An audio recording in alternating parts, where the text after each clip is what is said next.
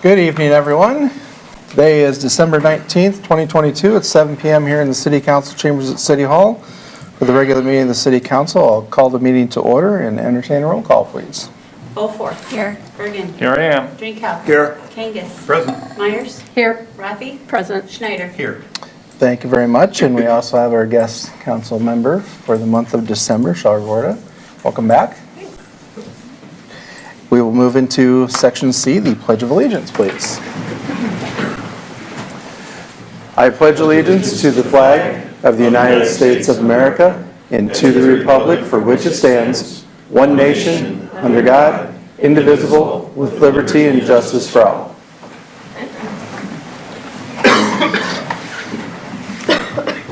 Thank you, everyone.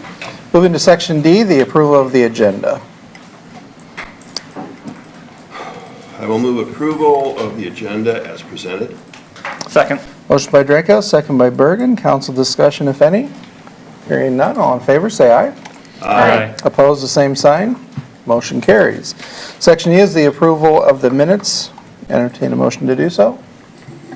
I'll move approval of the December 5th, 2022 regular meeting minutes. Second. Motion by Rathe, second by Meyers. Council discussion, if any. Hearing none, all in favor, say aye. Aye. Opposed, the same sign. Motion carries. Section F brings us to public comment for items not on the agenda. Please limit your comments to 5 minutes unless additional time is granted by the presiding officer. All remarks shall be addressed to the council as a whole and not to any individual member. And if you have public comments, please step forward and state your name and your address, please.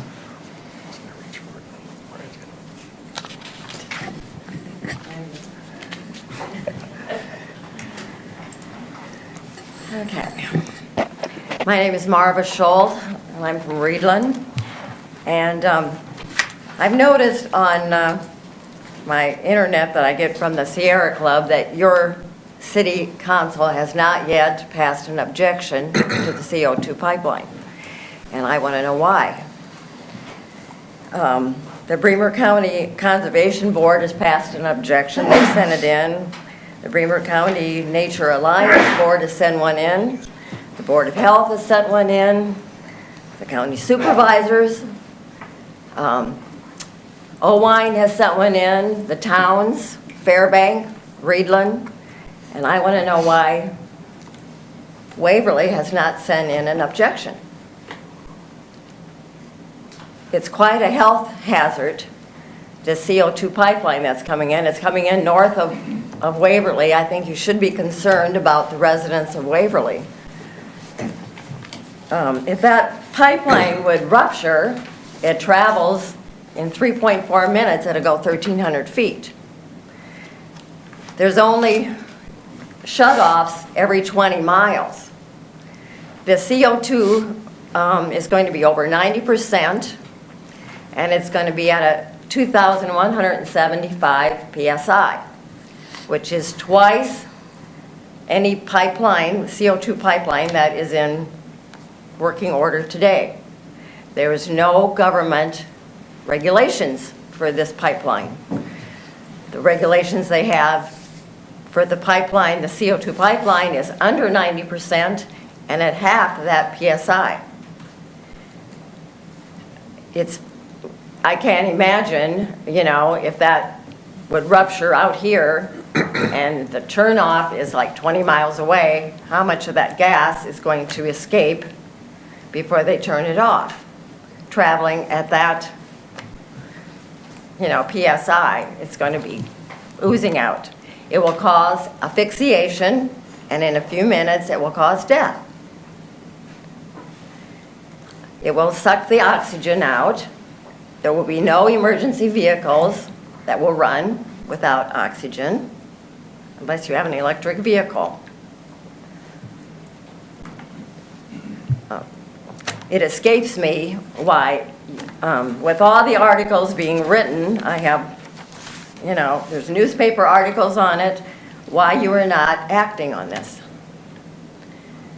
It would be a big plus to send in your objection to the IUB board. And help us, the more people that object to this, the better chance we will have of stopping this. Do you have any questions?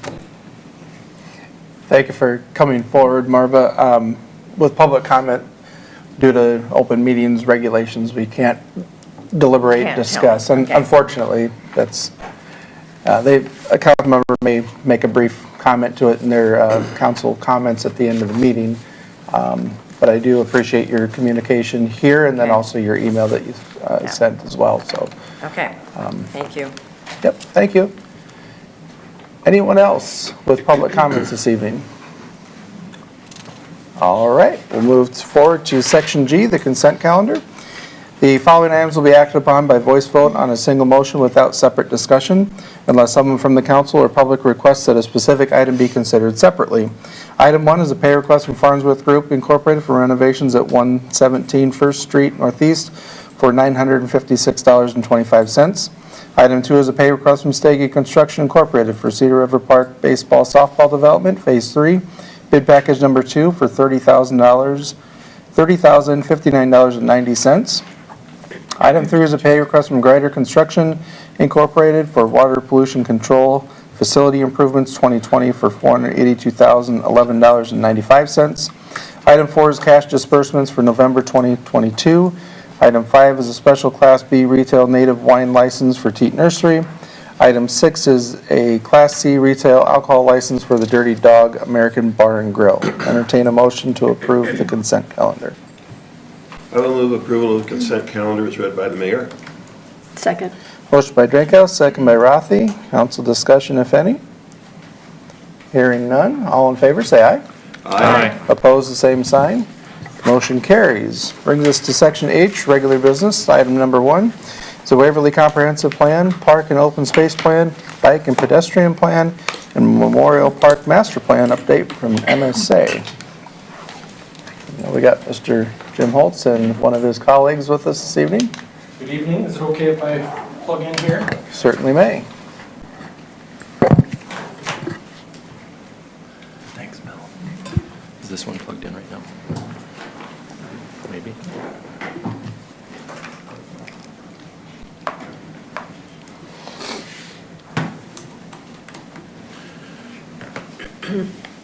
Sorry.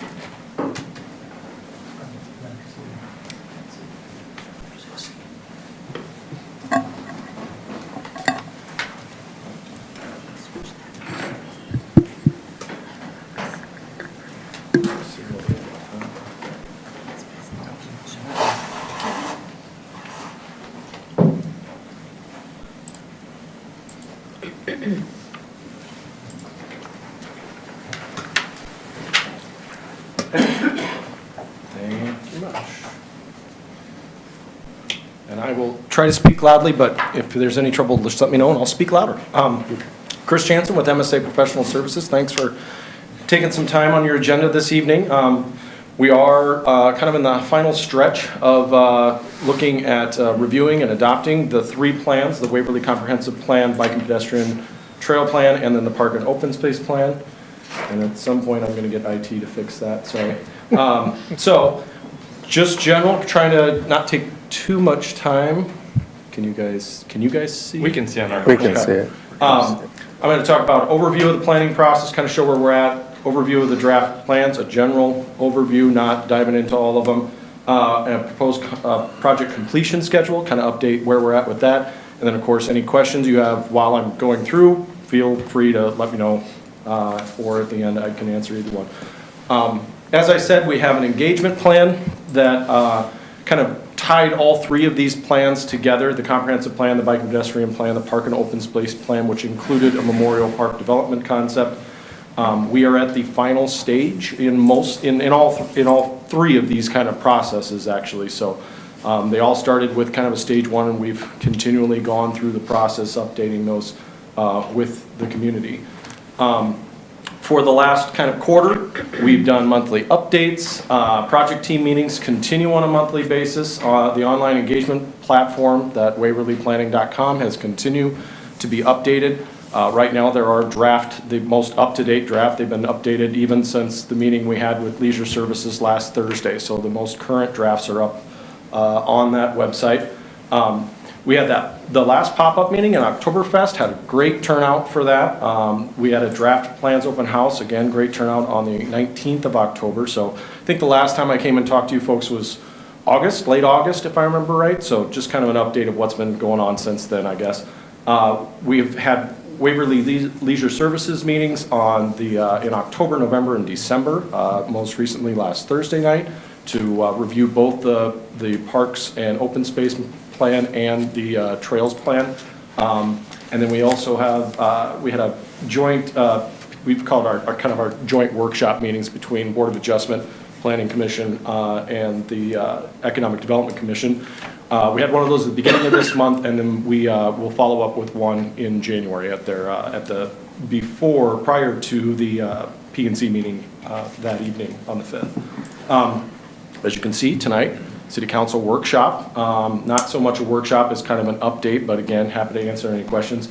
What I do want to point out is that we've set up another session on the 23rd to really dive into these plans with you folks after P&Z that joint commission takes their final look at the comprehensive plan. On Thursday night, the Leisure Services, they made some minor changes to those bike and pedestrian plan and then the Parks and Open Space plan, but both of them approved those to go to council for review and approval and adoption. I think you've got a wrong date on here, on your deal. That's very possible. Which one? The very last one, City Council approval and adoption meeting, you have. Should be the the week 6th. Before, yeah, the February 6th, right. I will fix that. I apologize. All right. That is supposed to be the 6th. Good catch. City Council study session, as I said, after P&Z does their recommendation on the 5th, and then we'll look to adopt in February with you folks. But again, after we have that work session at the end of January, we can really dig into these things.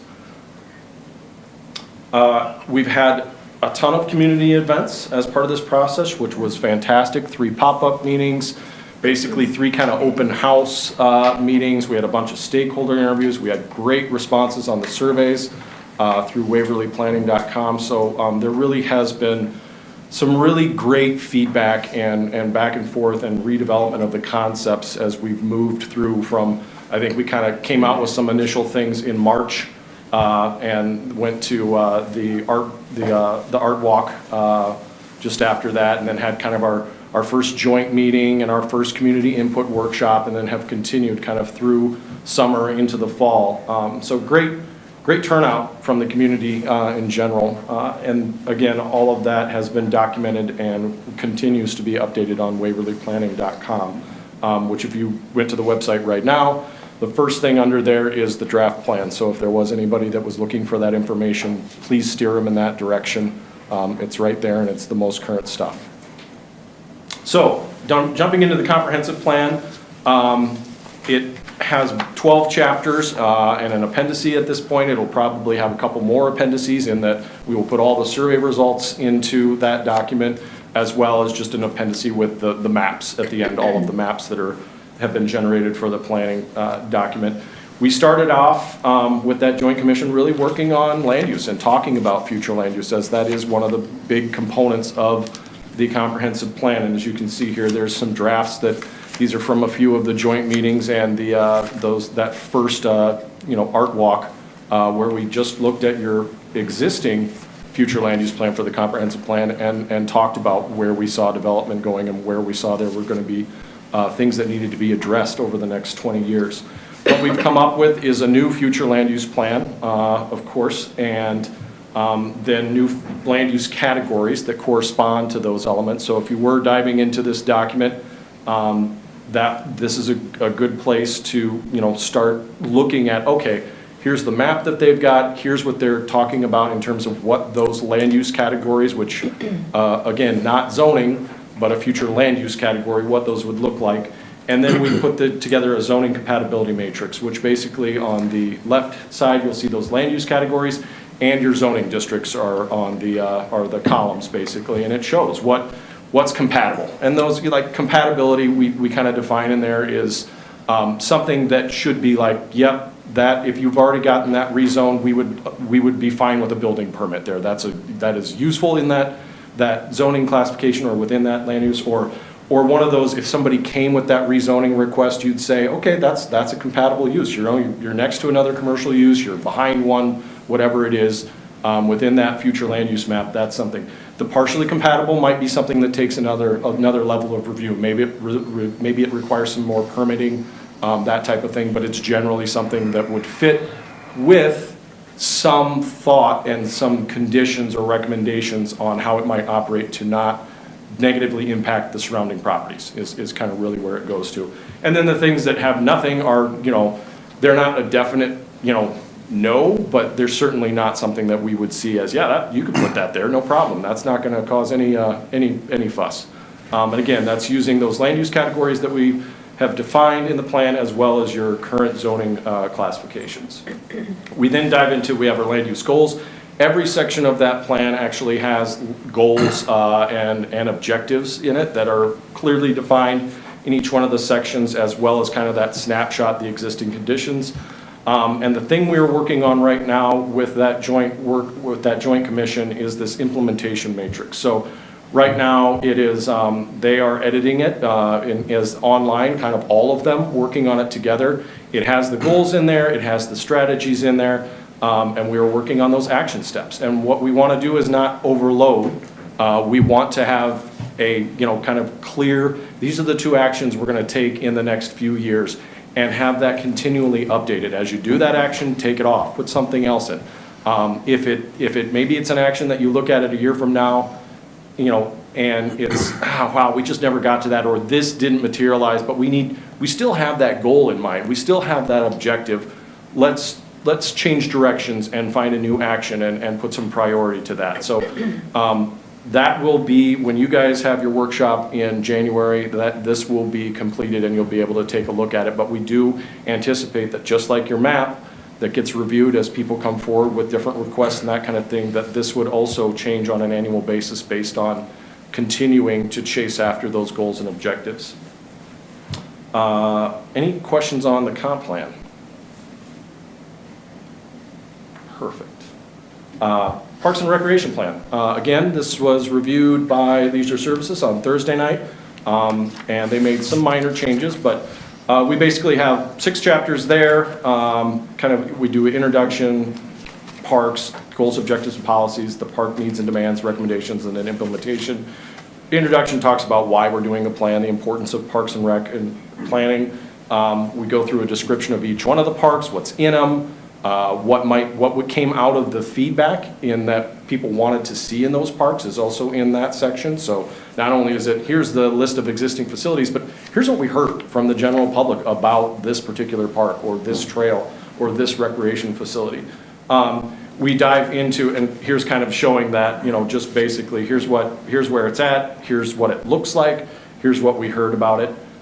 Goals, objectives, and policies, again, taking all of that stuff that we got from the feedback and the existing conditions analysis and putting them into some goals, objectives, and policies as you continue to develop your parks and your recreation system moving forward. The analysis of the park needs and demand, this is kind of some of the background nitty-gritty, existing condition stuff as well. Talk about that parks inventory. We go over what we had for community input, and the survey results and what we've gotten from working with Leisure Services and staff on this, and then talk about a review of your existing plans. So the other plans that have an impact on parks and recreation development.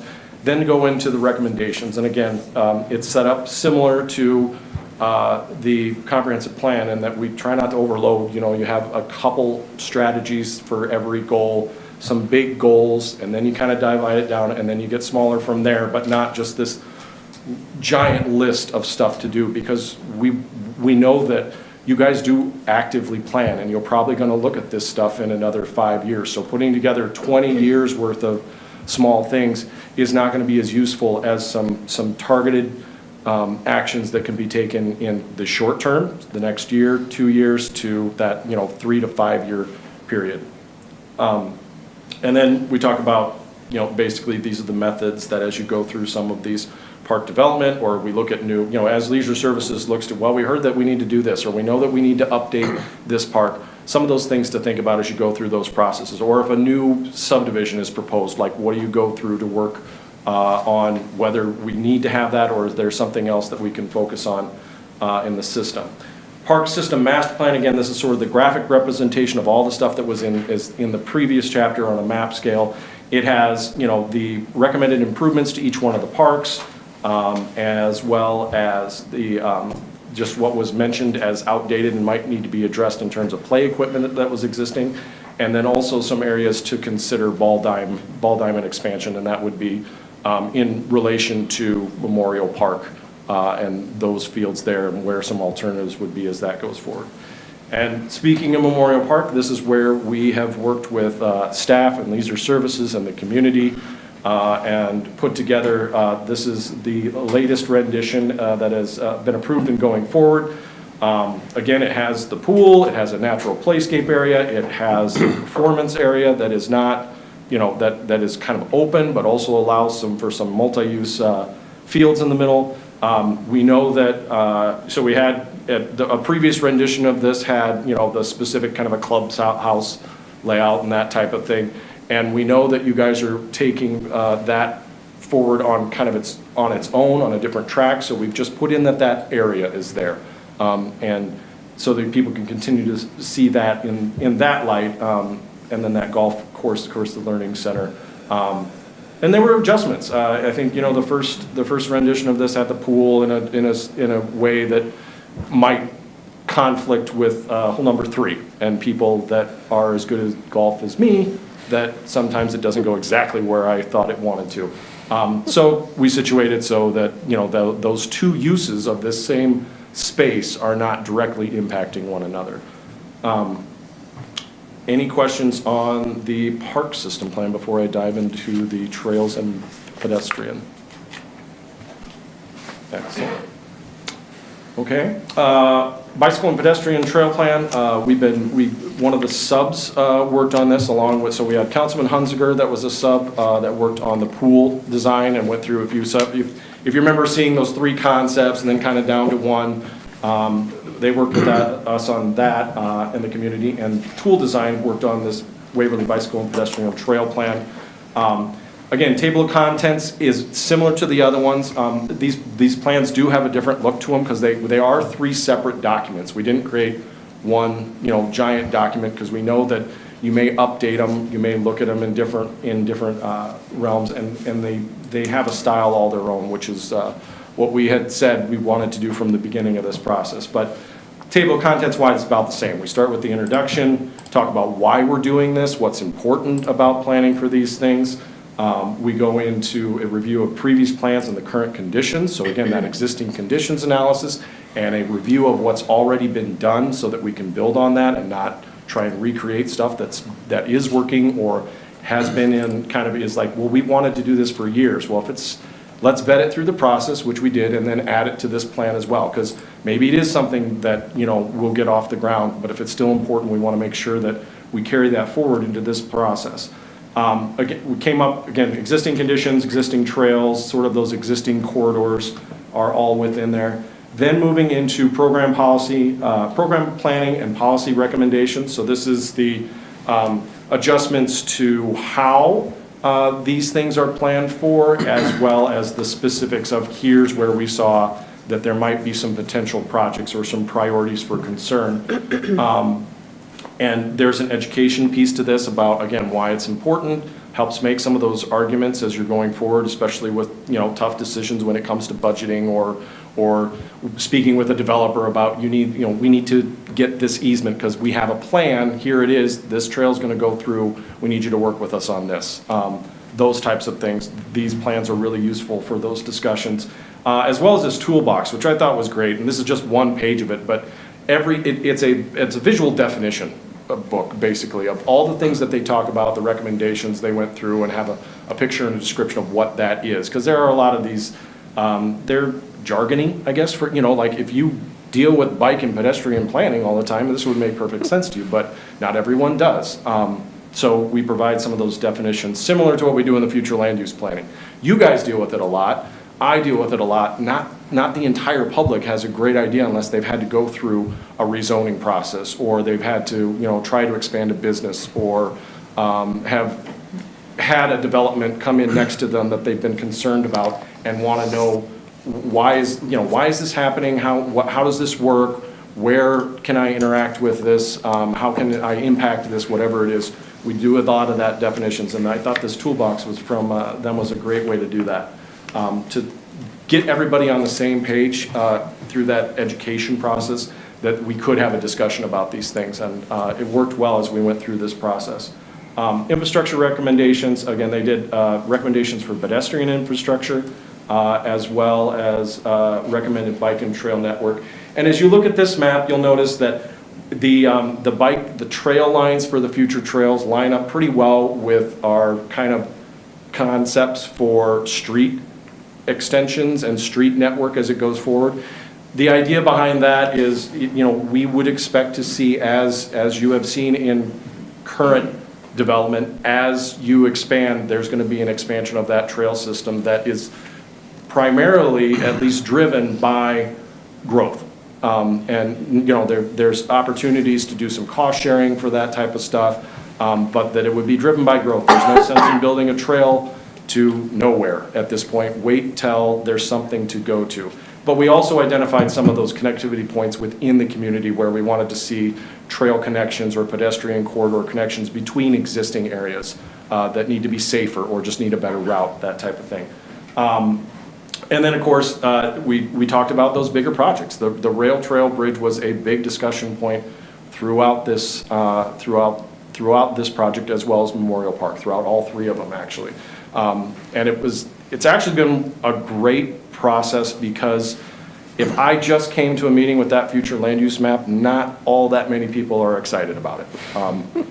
I am, because I know how impactful it is, but people love talking about parks, and people love talking about trails, and they love looking at how those are going to be integrated into the community and all that kind of stuff. So I think putting these three plans together, as you guys did, it was fantastic in that sense, is that we got a lot of cross feedback from people that might have been really, really interested in biking, but also had an opinion about what they wanted to see at Memorial Park, or somebody who was involved with, the sports or the recreation side of things, but really hadn't thought about the placement or things outside of what they were currently dealing with, or folks that are interested in development and just wanted to know how we were going to develop, cohesively with those other systems that are so important to growth, beyond just, can we put houses there, or is that a new, office or some type of commercial building, but how is it going to be connected to the community? How are we going to continue to grow Waverly in a character that is important to us? And part of that is these quality of life things like trails and parks and pedestrian safety and all of that kind of stuff. So a great process in that sense. And then they go into implementation, where they're very clear. They have 5, kind of top priority projects that we went through, as well as some other priority projects that, again, some of them are a little longer term, some of them are shorter term, a little bit of them tend to be ongoing, kind of everywhere in between, but they were specific about those, as well as some general cost estimates. So that is any questions on the bike and trail, the bike and pedestrian plan? Were you able to get a hold of Mike Cherry to discuss the sidewalk infill? Sonia, I gave Sonia Mike's number and contact, and she was going to do that. She said that she'd be happy to. I don't know if that conversation has happened yet, but Sonia does have his information, or reach out to him. Well, with that, so as I said, we have a meeting. I have the wrong date on this one too. My bad. Because I copied it from the other one and pasted it. My bad. So ignore that last date. That will be 2/6/2023. Obviously, your council study session is not last January. That's coming up on the 23rd. But then we also have on the 5th, we'll have that joint workshop, and then a P&Z meeting to discuss the last few steps in the comprehensive plan. Any questions? I took a look at the documents that are on the waverlyplanning.com. They were very thorough. I mean, there's a lot of detail in there. It's really a nice master plan for cheap, multiple decades to come. And I thought it was really helpful how various sites got prioritized. It helps us sort of triage, what do we need to fix first? What were people's priorities? I was really impressed, so I appreciate the attention to detail and the thoroughness of the documents. Thank you. And as I said, that what we're working on with that joint commission right now is that same thing for the comp plan that would have, you know, those things that, these are the things you need to be doing every time you see development. We always call those kind of the ongoing things, right? They're not something the city's gonna chase until somebody comes in and then you're like, ooh, we gotta look at this, this, this. And then there's the stuff that you have to budget for. You know, like, yep, we know we need to do this, we need to update this or whatever it is. And then there's the long-term stuff that's like, if this happens, we need to think about this. So, yeah, it'll continue that, but thank you, I'm glad.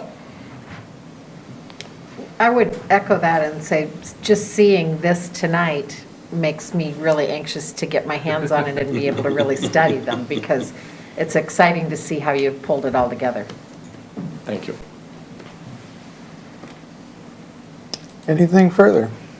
I guess one request, and I don't know if the other council members would like this or not, but for my purposes, I would like prior to the 23rd, if I could get a hard copy of the draft to be able to read through, to kind Sure. of page through and be able to, just for kind of that final processing, as opposed to trying to do it all on computer screen, be able to kind of get my hands on it. Yep, I know that there were a couple of those folks at the joint meeting earlier this month that had said the same thing, and Paige said that she would get them a copy, so I imagine that you might be able to reach out to her and get a paper copy printed off. I know she may have one already sitting around that would be available.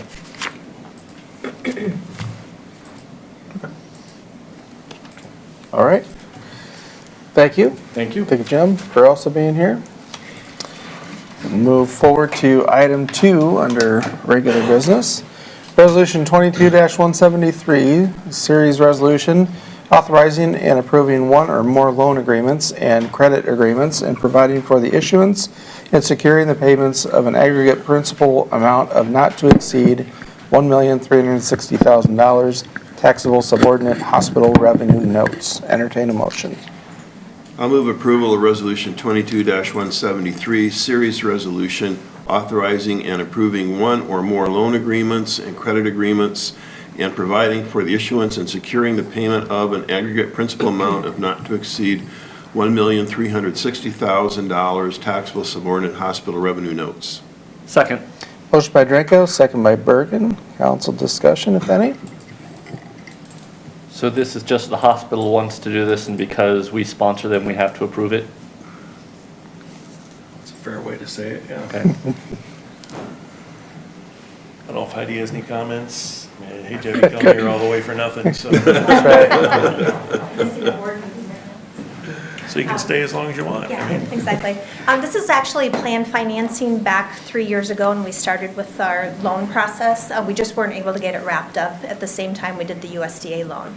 So this is just a way that we're financing part of the hospital's $9 million contribution. It's a zero-interest loan for us. No debt coming back to the city. As always, the hospital functions completely separately financially. Perfect. Thank you. Thanks for coming out. thanks, Heidi. Any other questions, comments? Hearing none, roll call, Carla. Beaufore.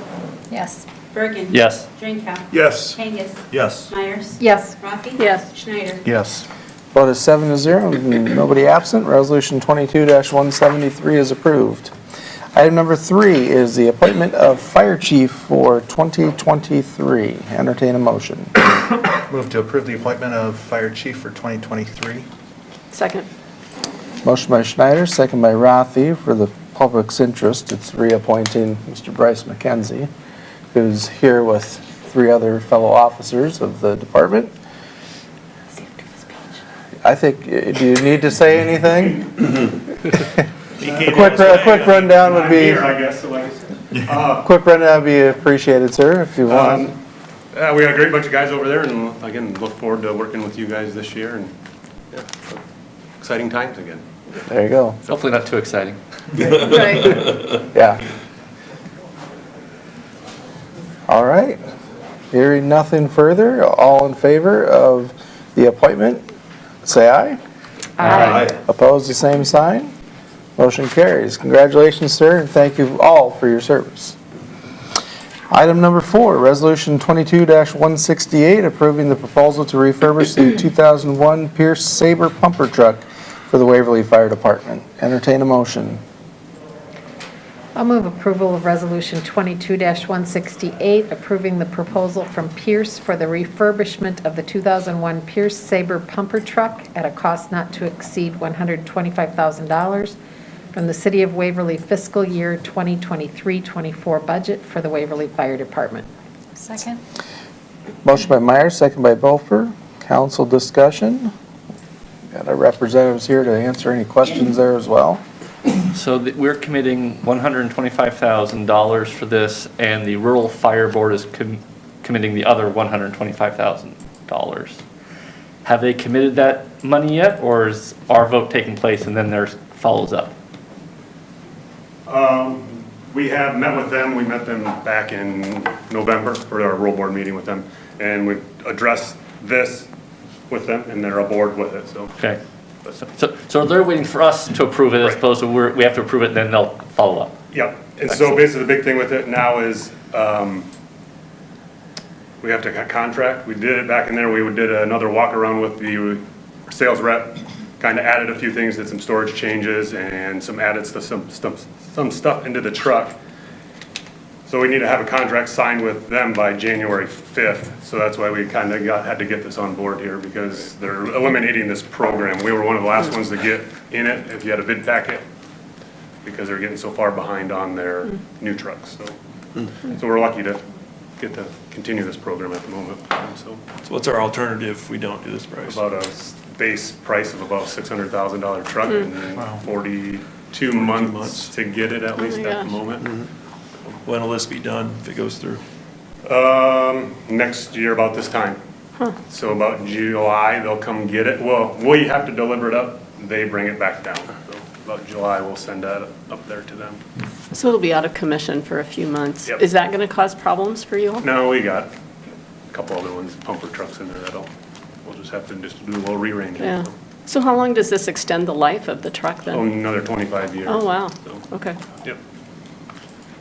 Thank you It's- for saving money. We thought it was a good idea too. That's the Appreciate bad part that. with fire trucks is a lot of Yeah. times they just hit the road and then they're kind of decommissioned and sit there and, Yeah.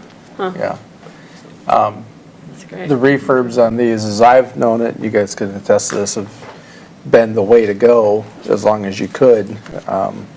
But phasing them out, like Pierce is doing, I don't know if E1 or any of the others are doing the same thing, but it seems to be a cost savings measure. But back to Councilman Birgen's point, if the rural board were to not vote in favor of doing that, obviously this would fall apart because they're still short $125,000. But back to Councilwoman Rathe's point, fiduciary duty of the entities is to spend money wisely, so Yep. I look forward to that. Any other comments, questions? Thank you, sir, once again. Roll call, Carla. Birgen. Yes. Drenkow. Yes. Kangas. Yes. Meyers. Yes. Rathe. Yes. Schneider. Yes. Beaufore. Yes. Vote of 7-0, Resolution 22-168 is approved. Item number 5 is Resolution 22-175, setting season pass prices and fees for the Waverly Golf Course for 2023. Entertain a motion. I would move approval of Resolution 22-175, approving the Waverly Golf Course season pass prices and fees for 2023. Second. Motion by Kangas, second by Birgen. Council discussion, if any? Still a bargain. Now, when I'm looking at the chart of all the fees over the past couple of years, we don't have what the prices were for these things last year, because I assume that was just done through the the country club, so it wasn't under the city's on auspices. They're right here, page On the 4. chart, the This last is page. our portion of the course, not the club. Right. So I see the 300 and the 325 for the shed rentals, and there's nothing listed before that, which I assume means that they were the ones who were running it, Yeah. so that's why we didn't have price listings. You're correct. Okay. And I can tell you, the club membership was $500, and then a cart shed rental was $125 on top of that, Okay. so. Garrett, this is sort of a trivial question, but why is there a different price if it's gas versus electric? Do they have to plug them in to recharge them? Is that why Correct, you're we don't charging pay for the extra? gas ones, we'll be paying for the electric for them to plug in and charge. Okay. And obviously, those aren't a constant current, they're on timers, so it's not 24/7 electricity usage on each one of those bays, as far as I know. Right, no, I think you're correct with that. Yeah. So, that's why it's only $25 versus, because otherwise you'd be really ramping it up, so.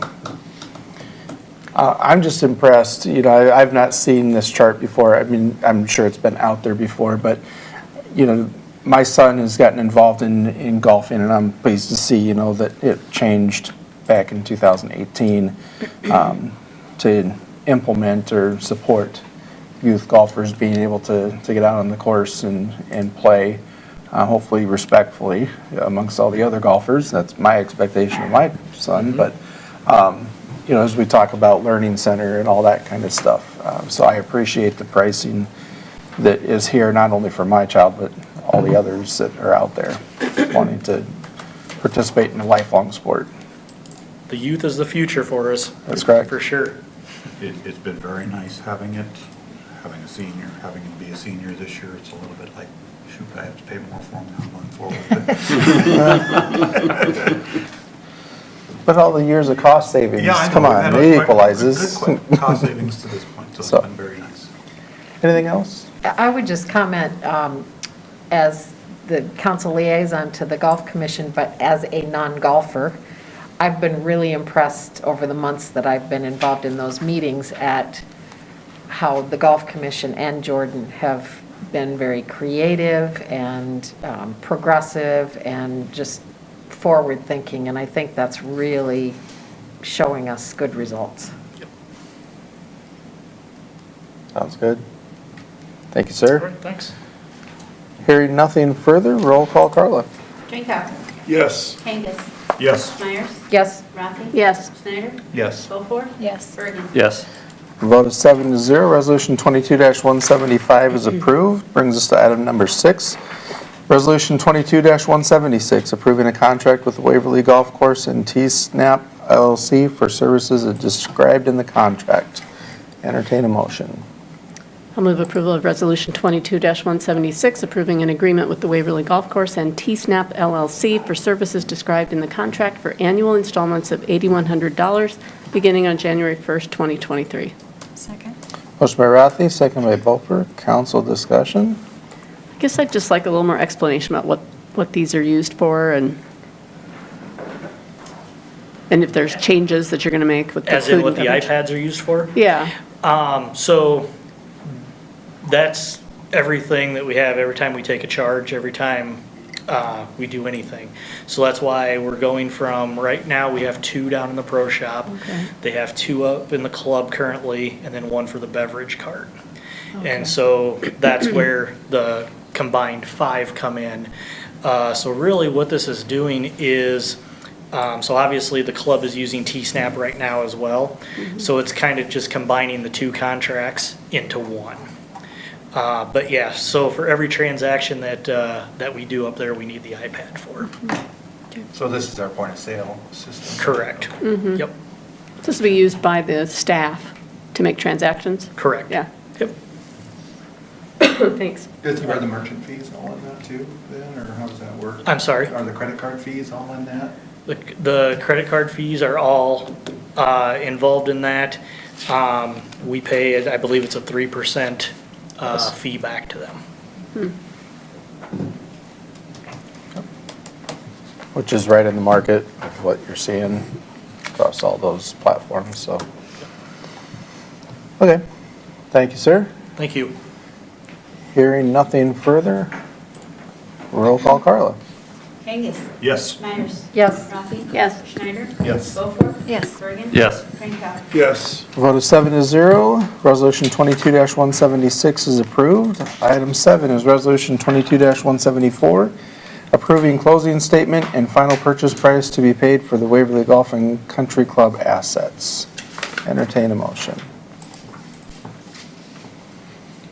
I'll move approval of Resolution 174, approving closing statement and final purchase price of not to exceed $120,000 to be paid for the Waverly Golf and Country Club assets. Second.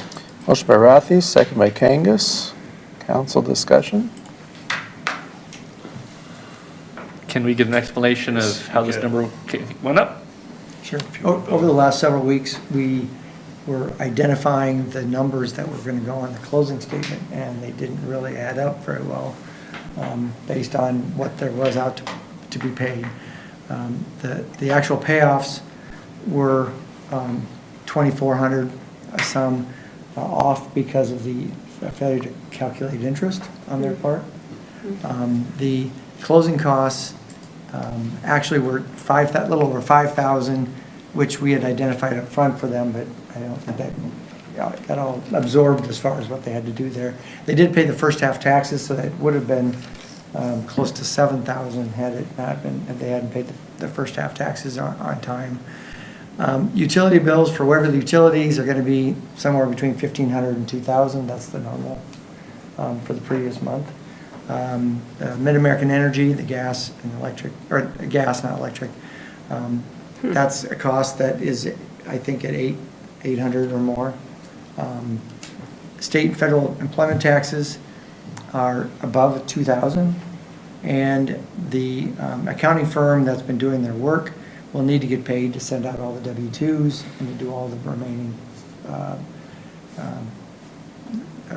returns that are due to be done. It's probably going to be in that $5,500 to $7,000 range. We just don't know because we can't know until they actually get the actual billings. If we were to say we're not paying that, we'd still have to pay the utilities, or at least have our utility absorb a cost. We'd have to pay Mid-American Energy to be able to get gas service at that location. We have to make sure the federal employment taxes are paid because anybody who takes over that operation could be liable for that. I think it's fair to have a local accounting tax preparation firm be paid for what they need to do to finalize this. The bottom line is they have $3,600 to pay towards these obligations, and we're going to end up with the rest of them, or else it's going to be kind of muddy. And I think it's just good to get it done. The assessed value of that property, they've been paying taxes on over $190,000 in assessed value for a number of years. So I don't think we're extremely overpaying, but it's one of those situations where when we were looking at the numbers back when that number was established, I don't think they had an awareness of how that would end up on the back end as far as the remaining expenses at the end. They thought they were doing all right with monthly obligations and that would be fine, but it had these extra obligations at the end that there wasn't any revenue to actually cover those revenues or those expenses. So I think we're recommending it's still a good idea to combine our course with the clubhouse and to have that as one operation. The dollar amount, while is always concerning them, you have to pay more, it's still a situation where it's a volunteer membership that doesn't have the obligation to cover the debts. And so we really just need to get it done. And that's the people that we want to come back and use our course next year too. So it's one of those things that we really need to just keep moving forward. So did they just stop collecting dues a few months ago, or they're very cash poor? I'm surprised the power hasn't been turned off. The dues are all paid up front. So Okay. if everybody paid their due, you couldn't keep going if you didn't pay your dues by the end of January of last year. Right. Of this year. And so you can't assess more back. It's really about operations. And they were really, probably in a different year, they would have borrowed some more money to keep that going and probably added to their debt, which might have happened in previous years depending on what the situation was. Right. Because that's how they had that flux of operating loan, basically, that allows them to fluctuate from year to year based on weather and demand and that kind of thing. Sometimes you have a good year, you're up, and sometimes you have not so good year and you're down. And this is just came at the end. So as the city takes this over, do we have, and maybe there's not a negative cash flow from the beginning here, but is there funds that we'll have to set aside somewhere to get through some negative cash flow months? Well, we're gonna be looking at that when we start January 1, all ours. We'll have to look at staffing, we'll have to look at timing of staffing. Usually there's a large influx of funding for the golf course in general when you see the annual fees come in for permits and everybody buying their carts and their punch tags, all that kind of stuff comes in. It's a big influx there, which will help us get through some of that initial startup. We're still working on what the revenue should be. Unfortunately, the books of the club, you can make what you want out of it. I don't put a lot of faith in it. We don't know how good it was ran, how it was tracked, et cetera. I don't want to put my stock in that that's what done right, or else we wouldn't be paying more money than we thought right now. So we're gonna do the best we can with it. First year is gonna be the roughest year. We just have to figure out where we're at. Jordan's extremely good, generating income, programs he's done, everything he's touched has been very positive for us.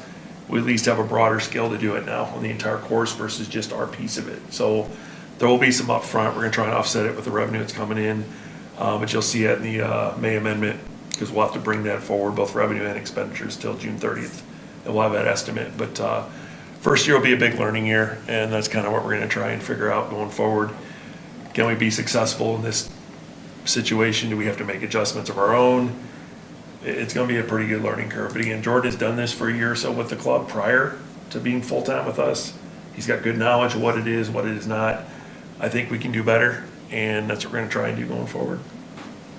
What, I didn't see anything in here on like inventory, as far as taking over inventory, what they have remaining, or?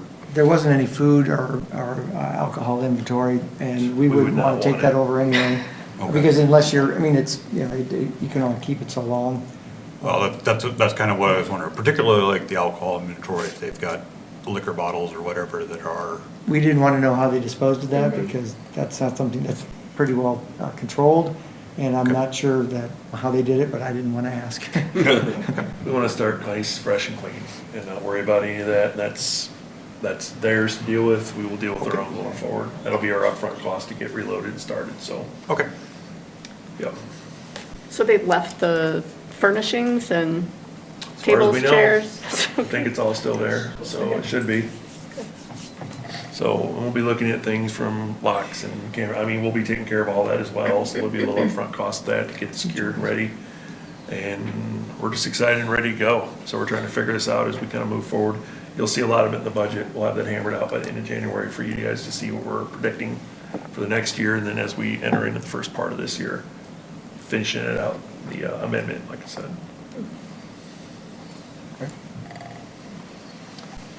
Anything else? Hearing none, roll call, Carla. Myers. Yes. Rathe. Yes. Schneider. Yes. Beaufore. Yes. Birgen. Yes. Drenkow. Yes. Kangas. Yes. Vote is 7-0, Resolution 22-174 is approved. Item 8, Resolution 22-169, approving the purchase of a jacking beam for the Equipment Services Truck Hoist. Entertain a motion. I'll move to approve Resolution 22-169, approving the purchase of a jacking beam from Startle Coney of Stevensville, Massachusetts, in the amount of $14,325.20 for the Equipment Services Truck Hoist. Second. Motion by Schneider, second by Birgen. Council discussion. Thank you for the picture. Appreciated it. Did it help? I'm sure, still Yeah. not sure what this is. No, it helped me know what it was. It's Yeah. great. All right. Oh, there it is. Yeah. I get it now. See, you know all the You can time. also just Google the thing and take a good picture of it without It's being. kind of that angle, yeah, I get it now. Those are tires, all right. That's Those good. are tires. That's the underside. Yeah. Turn that right side up, it helps, good deal. And with that, See, the Muppets had one named Jack that he used to carry with him. And we're off the rails. So if we could, roll call vote, please. Rathe. Yes. Schneider. Yes. Beaufore. Yes. Bergen. Yes. Drenkow. Yes. Kangas. Yes. Meyers. Yes. Vote of 7-0, Resolution 22-169 is approved. Item 9, Resolution 22-170, approving the Waverly Municipal Airport's Federal Aviation Administration 5-year capital improvement plan for federal fiscal year 24 through 28. Entertain a motion. I'll move approval of Resolution 22-170, approving the Waverly Municipal Airport's Federal Aviation Administration 5-year capital improvement plan for federal fiscal year 2024 through 2028. Second. Motion by Drenkow and second by Kangas. I wonder that Council, should be fiscal years, 24 through 28, that's more than 1 year. the federal Probably. ones are a lot longer. yeah, They They feel like- work on they a seem longer like it horizon. too. Yeah, it should be fiscal years, you are correct. So we But won't there make had that to be a typo. misprint there somewhere. Any So every dis- year we do this, we have to provide our 5-year going forward. Mike unfortunately couldn't be here with us tonight, but he is going through multiple projects for you going forward. They're all listed in here. It's kind of a wish list to go forward and see if we can do it, but it's necessary by the feds to keep our funding coming. Yeah, it lets them program or kind of plan the funding because of the, it's an 80-20, or is it 90-10 or 80-20? 90-10 It's usually. 90-10, Yes, so. sir. All right, roll call Carla. Schneider. Yes. Beaufore. Yes. Bergen. Yes. Drenkow. Yes. Kangas. Yes. Meyers. Yes. Rathe. Yes. Vote is 7-0, Resolution 22-170 is approved. Item 10 is the third and final reading of Ordinance 1114 for engaging in food and beverage services and cart storage at the Waverly Golf Course. Entertain a motion. I'll move approval of the third and final reading of ordinance 1114 for engaging in food and beverage services and cart storage in connection with operation of the Waverly Golf Course in accordance with Iowa Code Chapter 23A. Second. Motion by Rathe, second by Meyers. Council discussion. Get this done just in time. There you go. Hearing nothing further, roll call Carla. Beaufore. Yes. Bergen. Yes. Drenkow. Yes. Kangas. Yes. Meyers. Yes. Rathe. Yes. Schneider. Yes. Vote 7-0, the third and final reading of Ordinance 1114 is approved. Brings us to item number 11, third and final reading of Ordinance 1115, repealing and replacing Section 105.5.10 thereof entitled Golf Carts and enacting and adopting a new Section 105.5.10 Golf Carts. Entertain a motion. I will move approval of the third and final reading of ordinance 1115, repealing and replacing section 105.5.10 thereof entitled Golf Carts and enacting and adopting a new section 105.5.10 Golf Carts. Second. Motion by Birgen, second by Beaufore. Any discussion? Hearing none, roll call Carla. Bergen. Yes. Drenkow. Yes. Kangas. Yes. Meyers. Yes. Rathe. Yes. Schneider. Yes. Beaufore. Yes. Vote 7-0, that third and final reading of ordinance 1115 is approved. Item 12 is the third and final reading of ordinance 113, adopting the city code of the city of Waverly, Iowa. I would move approval of the third and final reading of ordinance 1113, adopting the city code of the city of Waverly, Iowa. Second. Motion by Kangas, second by Drenkow. Council discussion, if any. Hearing none, roll call Carla. Drenkow. Yes. Kangas. Yes. Meyers. Yes. Rathe. Yes. Schneider. Yes. Beaufort. Yes. Bergen. Yes. On a vote of 7-0, third and final reading of ordinance 1113 is approved. Item 13 is resolution 22-177, approving lease agreements between the city of Waverly and Lonnie Evan, James Jansen, and William Lowe for property adjacent to the airport. Could I interject that we're going to pull Bill Lowe's? You're gonna We're making pull? some adjustment to it, so the other two would be there. And I Okay, think we already have it worked out, but I want to get the document. before Okay. we- so when you make the motion, So I will move approval of resolution 22-177, approving lease agreements between the city of Waverly and Lonnie Even and James Jansen for the safety zone acquisition parcels of land that are adjacent to the properties for the amount of $239 per acre. Second.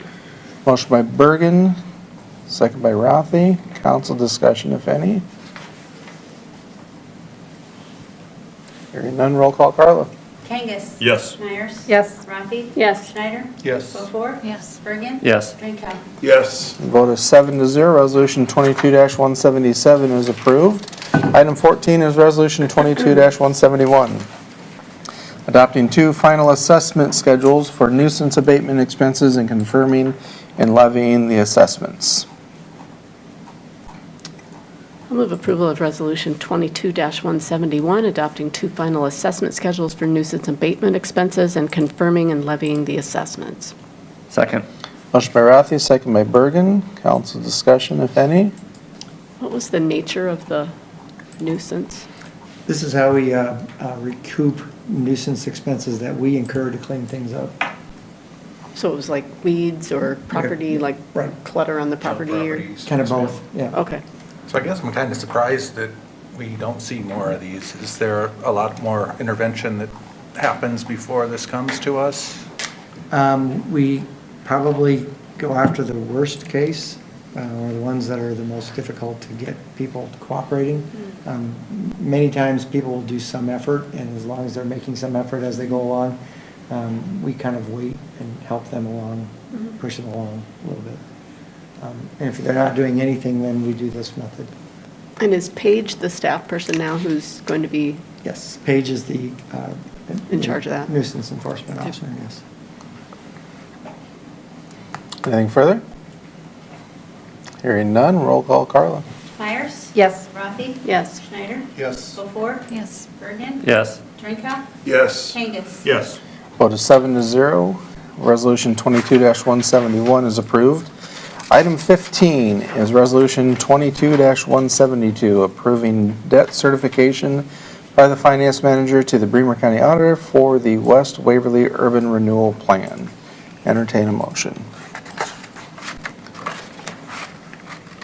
I will move approval of Resolution 22-172, approving the certification to be filed by the Finance Manager as the official certification of indebtedness to the Bremer County Auditor for the West Waverly Urban Renewal Plan. Second. Motion by Drenkow, second by Meyers. Council discussion?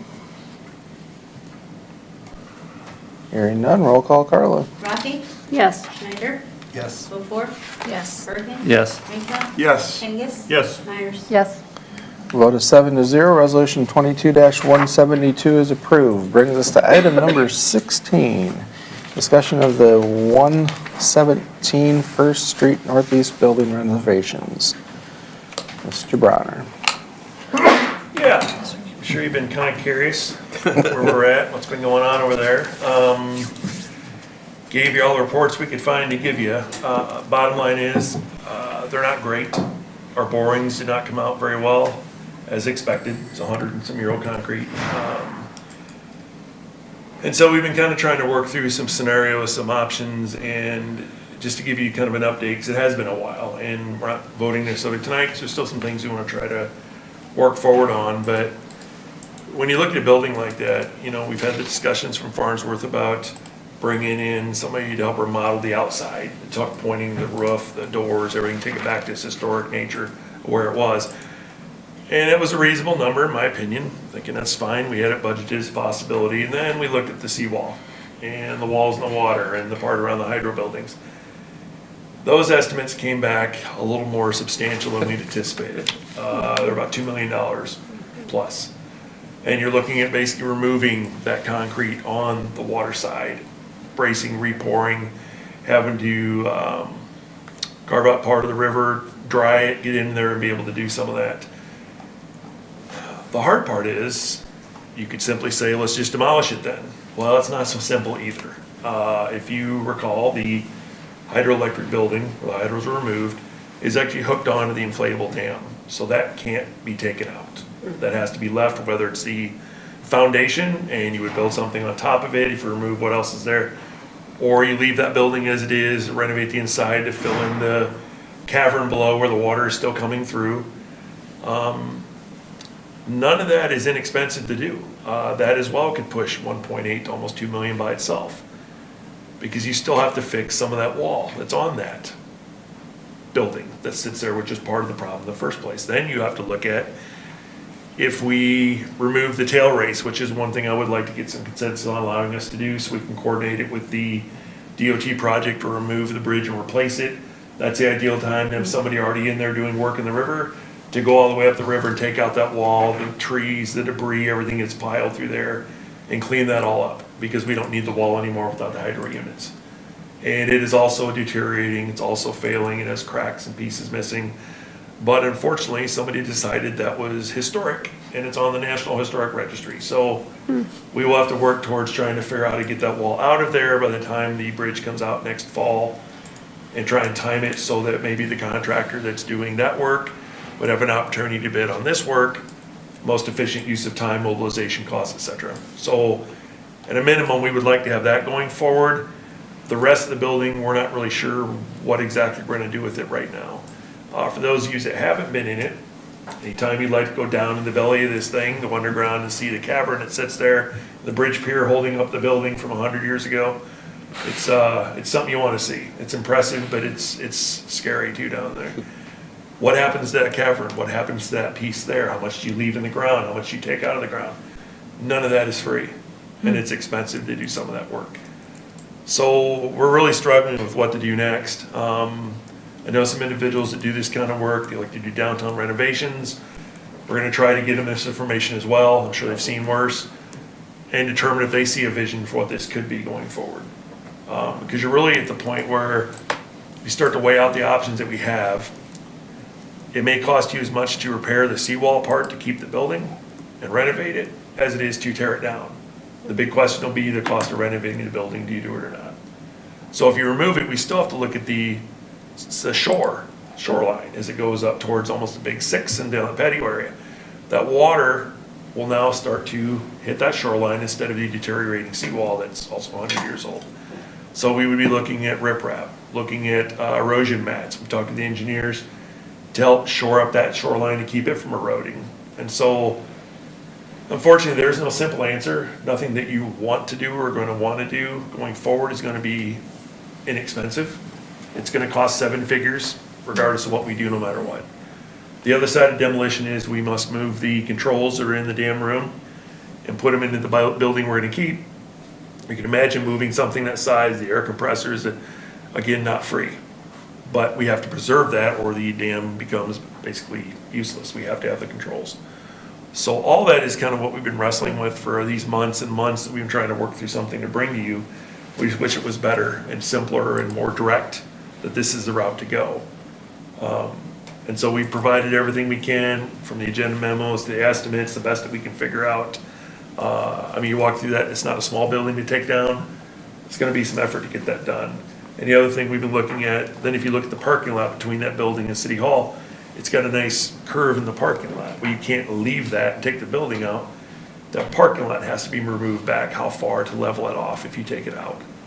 Whether it's gonna be parking courtyard, we don't know what we would do with it, but the concrete kind of mirrors the topography of that ground around the building as well, and none of that's flat either. So it is a huge undertaking. Our goal is to try and, again, if we have consensus, and we'll put it on in January if you need to have a vote. We'd like to try and move forward. In fact, I'll probably do it anyway. But we'd like to have a vote to move forward to get rid of that tail race and clean that up, clean the river up through there while the bridge is being taken out. It's our best bet to do that inexpensively as it can be. And then we're going to try and figure out what do we need to preserve the building as it sits so it can sit for a while, year or 2, 10, I don't know, until we truly figure out what can we do with this thing. We just don't have a good answer for you right now. Since it is on the National Registry, there may be possibilities of tax incentives and grants and things of that nature. We just have not had time to really dig into that. The season is not great for that right now anyway. But we just have really struggled with what do we even bring to you. I mean, obviously the reports are there, you can look at the technological reports.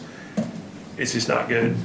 The borings, and we kind of assumed that was going to be the case. Like I said, it's the same concrete that would have been in the same era as the 3rd Street Southeast Bridge, and you see that was coming off in sheets. So Could have been the same guy poured it, we don't know. It's about that period of time.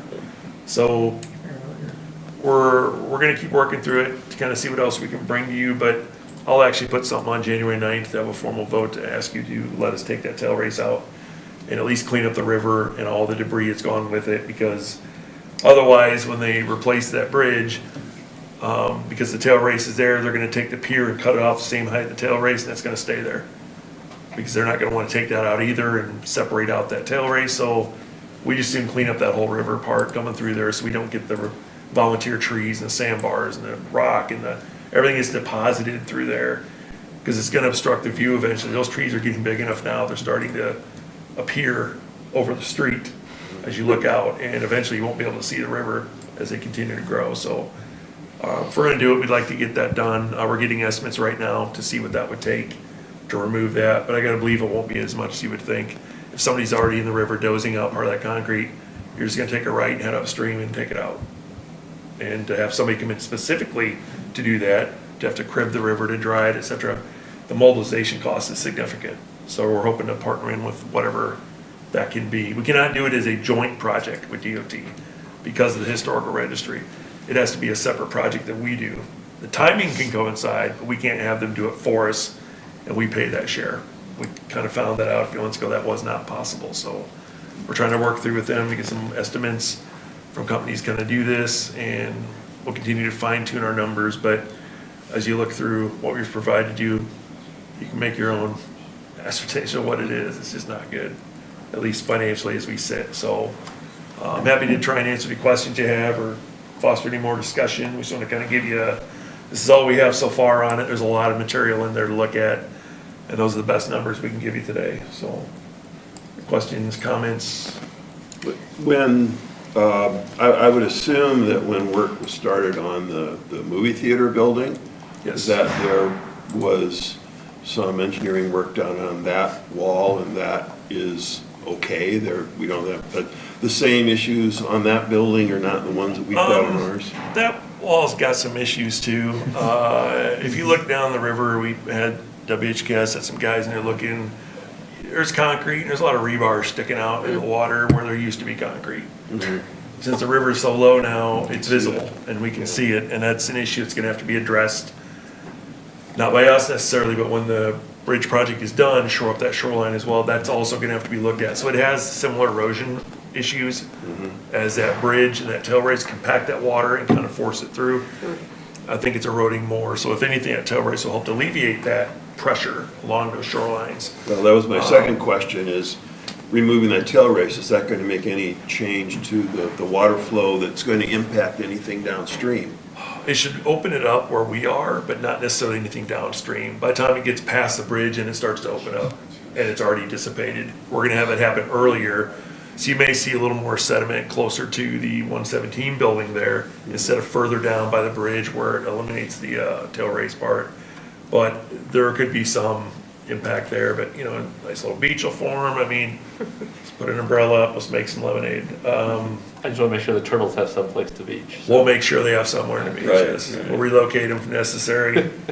But yeah, that's the hard part, is what is next, and we don't really have a recommendation that I feel comfortable giving you till we keep searching this out.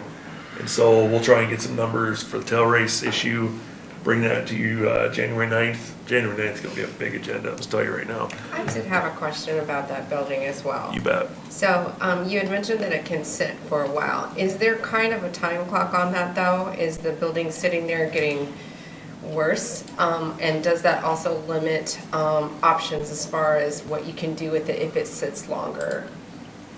Everything has a lifespan you'd want to continue on. This is quite a while, though. I mean, structurally, yes, there are some issues, but what we're seeing now is from a 100-year-old building. I don't know that they're getting progressively worse.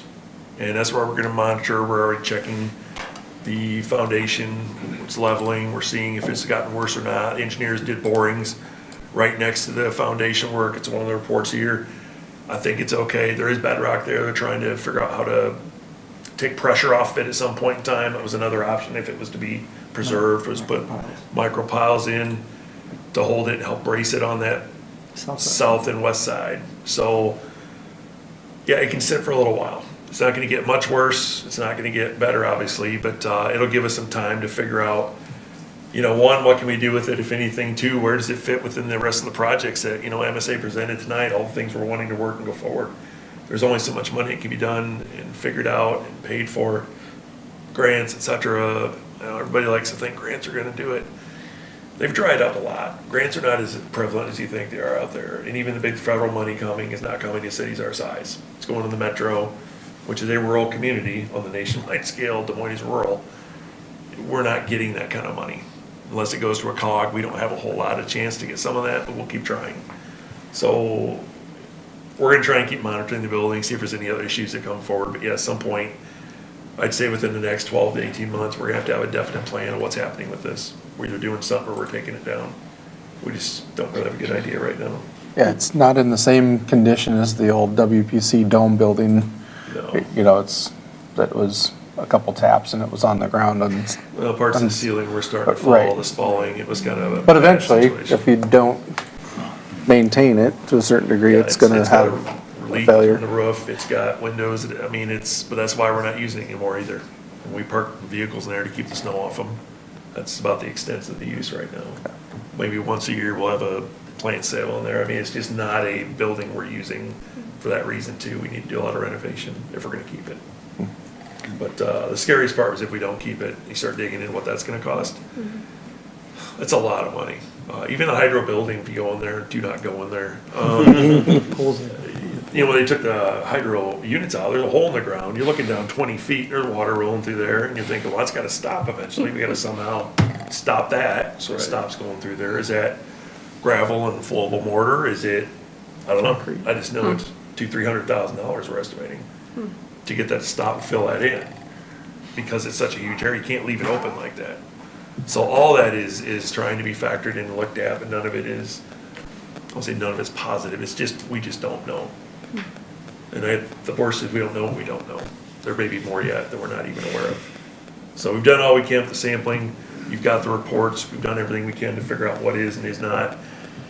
Now it's just seeing if others can have some vision to it, because I agree, Rod made a comment earlier, we can't put that much money into it without having a plan going forward. And if somebody can't partner in and make something of it when it's done, how can we possibly spend the money to save and preserve it without a plan? I'd love to keep the building, I think it's an amazing building, but I also realize that everything's got a time frame and this may be at its end. I don't know what we're gonna do with it, so we're just trying to get to a point where we have time to figure it out. And so we'll try and do a little more investigation, see if there's things we have to address to make sure it can stay for another year or two without much issue, but it's gonna have somewhere for the critters to go to. I mean, they were there before, I think they're still there now, so keep them nice and warm. Raccoons, whatever else gets in there, so it's been good. So I think, just for clarification, we're hearing you say, we're probably looking at a couple $1 million to fix it up, Easy, and we're probably looking at a couple $1 million to tear it down. possibly, yes. Because the And, contingency in the repairs, if that's removed, it puts it pretty close to just under 2 million each way. And then we still don't know what we don't know in the ground, et cetera, the utilities, if there are any. But to kind of be clear, that everything. you're talking about repairs just to stabilize what's there, not make Yeah. any improvements Right. to. You still got Right. the 700,000-800,000 as it stood to then finish that building off with all the tuck pointing, ceiling, the flooring, all that, everything else. So that's where it comes down to, is it worth 800,000 to keep it? Because you may spend either amount, whether you keep or get rid of it. So that becomes the question, what is it worth to preserve it if that's the difference, 800,000 or whatever it might be, so. I mean, the bottom line is you have to fix the dam, because Yeah, the either dam way. section has to be fixed. yeah, 'Cause right that now was gonna be it's my, leaking. somebody out there is going to ask, can we not do anything? For a little while, but not real long. 'cause That goes back to The Char's hydro's question. gotta get done, and that's The the big water's coming thing, is the through. hydro's gotta somehow be done, and if nothing else, that's the spot we have to look at, take a hard look and fix. And that's expensive too, just because that's one of the bigger areas we're gonna deal with. So, yeah, it's not great news, but again, it's not the worst thing I could have told you. I mean, we have an idea, it's just not a great one until we do a little more research and figure it out. So I just wanted you to know where we are. Like I said, it's a big, cool building, but, it's an expensive, cool building too, so we'll see. Right. Any questions, comments, anything else you're gonna wanna know going forward? I mean, we'll gladly look into it. It's just, we've given you about everything we can think of that we've done. Feel free to read through. If you have questions, let me know. Mike, Justin, Bill, myself, we're all kind of in one big sling, sitting there hoping that it works, but I just don't know what we're gonna do with it yet. It'll just be helpful for you guys to break it out into, plan A, plan B, Yeah. with here's what you absolutely have to do to fix the dam and save that part, and then what are your other options, and We've kind of also estimated some of that as part of the demo. Here's what we have to do, and then the rest is demo. And, you're cutting a building off of that little building, and then you gotta still build that back and entry, and then the 20-foot drop into the floors and all that stuff that, oh my gosh. Well built 100-some years ago. It's still well built 100-some years ago. You can't just take it down. It's gonna take some work to do that, so. Just drop the tail race in there. Yeah, the DNR has something to say about that probably. Even though that's where it came from, probably. Right, yeah. It probably is, so, that's just an update, let you know kind of where we're sitting, you've got all the information we have. We'll keep working, then I'll put some on January 9 to at least let you think about it for a little bit, to try and get that tail race out of there, so we can at least clean up that part of the river. Right. And I apologize, I can't hear very well, but It's okay. did you say that just one firm has looked at it, or have you had multiple people look at the building at this point? For, we say look at it for what purpose?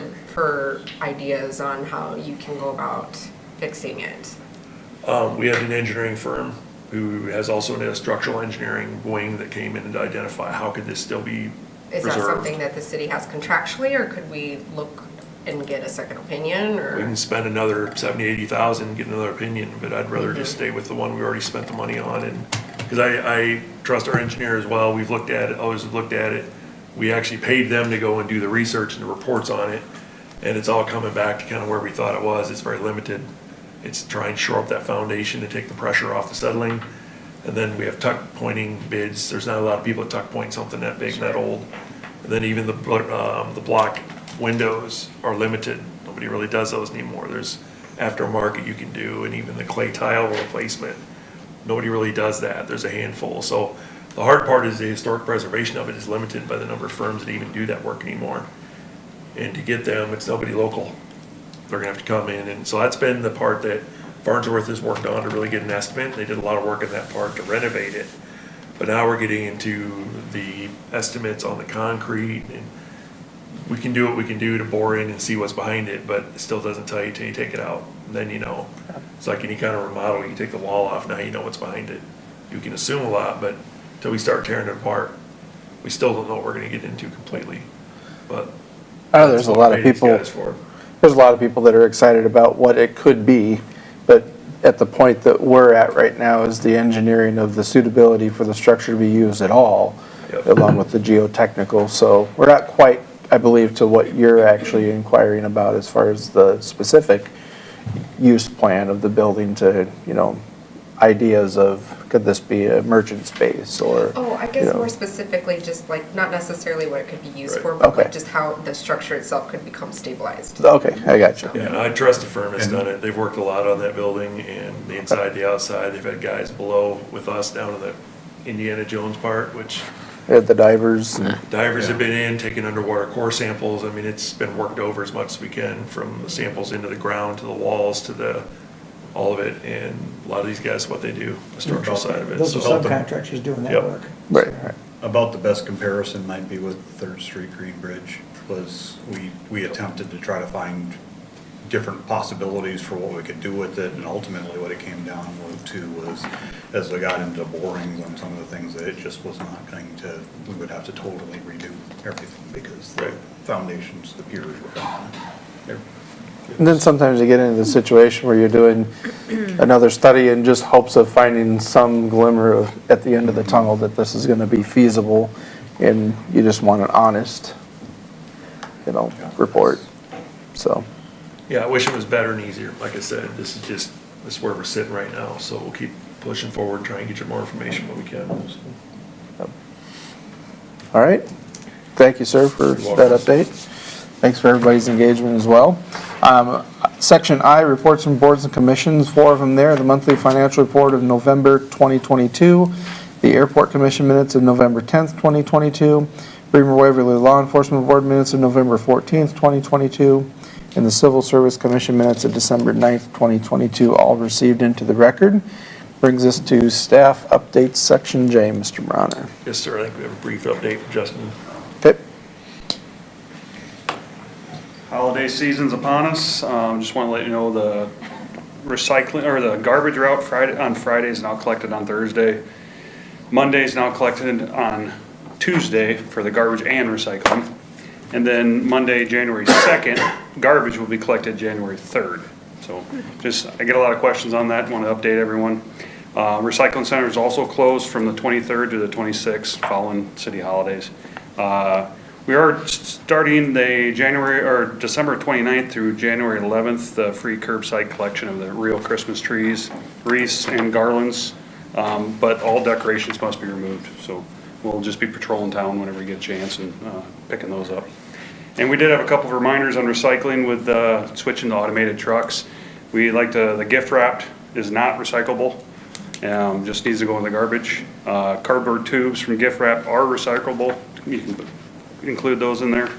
Gift boxes, single layer, and corrugated are recyclable as well.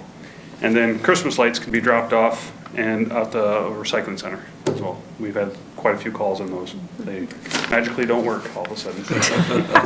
So, one thing, I've done it myself, had a large 4x4 box. Didn't break it down. I came home and it was still on the curb. I know why. Would you articulate why large boxes need to be broken down? We've been trying to encourage people to bring them to the recycling center. If you got a large amount, you can call the office and arrange a pickup. We'll just come get it with a truck. It just saves the guys from getting in and out and having to do that manually. And we're trying to speed up the process, especially these double routes. But also getting it in there and then the masher, everything, trying to get it, so, yeah. I didn't call City Hall either. I got my own voicemail. I think it's all we have tonight, sir. Did you want to talk about that other? Oh, yeah. God, how could I forget? So, some of you may get a call or two. Waverly Utilities has sent a letter out, and when we approved the budget last year, the budget we're currently in, there were some rate increases that we went through. Actually, a couple years ago, we did a 2-year rate increase. All of them were implemented except one was forgotten. It just slipped through, etc. Waverly Utilities is the one that processes that for us, the city. They have our utility billing now, and so would have been probably August, I think it was discovered, roughly right in there. And we took measurements, or maybe even in September, I'm trying to recall. And we determined what was missing, how many people were affected, and it was quite a few. Probably most of you in here, I know it was myself. We at City Hall got 12 of them. I've been mad at myself for sending me all these bills anyway. So we all got them. It was just a correction that needed to happen, or we would be short a chunk of funds that we would then have to raise a rate on, which made no sense. And so there was a mistake made. They have sent out letters to everyone. The letter is fairly clear. It provides the issue that happened. The rate was not reset. It was a 65 cent per 100 cubic feet of water rate difference. Over time, I've seen bills from anywhere from $4 to $11 to $25 to businesses, individuals, and that'll be made up on your bills as they move forward. But it was for a 3.5 month period that they were not able to get that implemented, and so they're going to try and correct it. And we've had a bunch of calls. Most have been very well received. Some are, angry about it, and I understand it. People get like that, but it was a mistake. These happen more often than you think. You're just usually not even aware of it. We made people aware of it because that was the right thing to do. Letter went out to everybody. We did not do some of them. Like I said, most of you probably have seen it, heard of it, etc. But that is what's occurring. So for everyone that's received that letter, hopefully they understand. Like I said, we can certainly let it go, but then we have to raise the rate to recoup those funds anyway. And so in the end, it's not really worth it. So we're just going to try and correct it as we move forward. So questions, comments? All I'll say is that those fees would have been collected over that 3-month period from those accounts regardless. So, it's rightfully due. But carrying that debt forward to another rate increase doesn't equitably put it back to where the actual first generated cost came from, because then you're spreading it over people that have lived here, weren't responsible for it because they just moved here. Their usage goes down, so they're not paying their fair share of that original part, so. All accounts. Exactly. So we went after the accounts that were affected instead of putting a rate increase there that hits everybody as well. And the person that didn't affect, now it does, to pay for others that didn't. It's just, it was not fair or equitable either way. The way it was handled was, and all people understand it. They can be upset, they can be what they are, the fact is it's owed, and we have to continue to move forward. So that's what we're gonna try and do. Yeah, my letter, so. Same here. All right. Thank you for that. Thank you, sir. City council comments, Mr. Birgen. Just wishing everyone happy holidays, Merry Christmas, Happy Hanukkah, Happy Solstice, all those good things. Anyone who wishes to join me after city council for a beer, I will be at the Wooden Foot. If you'd like to talk about the dam wall, we can talk about that. Works for me. No comments, thank you. All right, Rob? Just want to thank the Public Works Department for doing such a lovely job with the streets. Having lived in Montana where I never saw a plow for 14 years on my street, I appreciate the attention in the bad weather. And all the lights look really pretty. So utilities people and the parks guys that did that looks great. I'll make a comment about I think it was Marva Schultz who came and spoke at the beginning of our meeting. We have received some emails from citizens of Bremer County and Waverly who are concerned about the pipeline that's going through. And so I know I got an email this afternoon that Julie and I think Matt had asked that we bring something forward for council to look at in support of the county supervisor's ordinance that they've looked at. So I think that's a good idea for us to be able to discuss that and get further input from concerned citizens about it. Okay. Yes, thank you very much. Ms. Meyers? I just wanted to thank everyone who was involved in making Christmas greetings on Main happen. It was a fabulous event, as usual, and one of the things that I think Waverly can be really proud about. Mm-hmm. Mr. Schneider? Merry Christmas. That's all I have. Thank you. Mr. Drenkow? Oh, just wishing everyone to have a safe holiday and see you all next year. Yes. Thank you, sir. Shar? Thanks for having me. Thank you for being here. Sorry it's come to an end. It's come to an end. I don't know. Hey, you never know. Never know. All right, thank you. Mr. Kangas? Just again, also thanking Public Works and the hours that they've put through, and it looks like this week they may have some additional hours they end up getting to put through, but they do a tremendous job at keeping our roads as clear as they can be during this time. There are plenty of cities that you can go around to, even in Iowa, that are not particularly well cleared, other than a few main roads. And so that's one of the things I do enjoy about Waverly is, yes, I live on a snow road, so I have to get my cars off the road, but it's still nice that it gets taken care of, and it's even on the side roads. So appreciate that effort that they go into.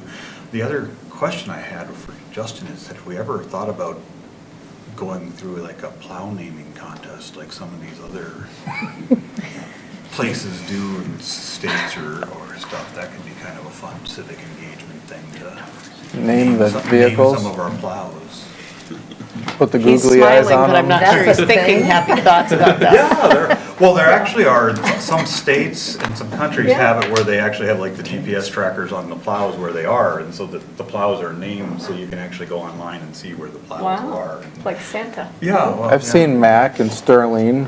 I mean, how much more name do you Well, want? I think if you go to the Iowa DOT like 511 website, when the plows are out, you can see the plow cameras on some of the cameras. Yeah. So it'd be nice to have like names for them. You know? Naming We're rights. ready to top our priority list behind the buildings and the pool and Buy naming rights. Yeah, there we go. All right, anything else? Get the schools involved. Absolutely. You're right. Yeah. Go to the library.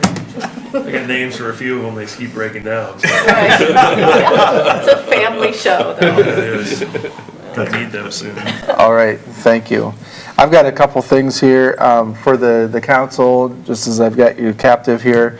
Give thought to boards and commissions as far as liaisonships. I know you all serve.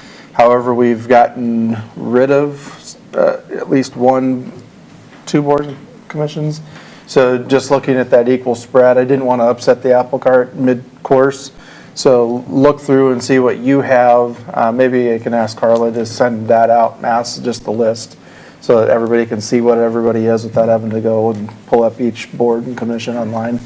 From what, last January when you? Where we're currently at right now with the, right, the liaisons. That way they don't have to pull that all out off the internet and filter through it. Just take a snapshot of what you're on. If you're light, look at maybe considering taking something off somebody else's plate. If you want to swap with someone, just keep in mind open meetings rules as far as communicating between yourselves, so we're not in violation there. Little statistic I'm sure that Garrett is aware of on the community gardens.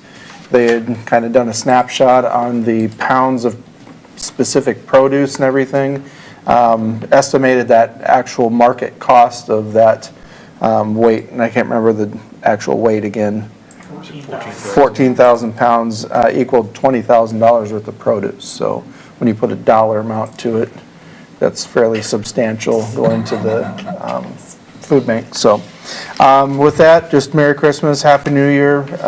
On behalf of Chief Purcell, do so responsibly so you don't end up seeing any of Mr. Pickett's employees that evening or any of our police departments. So.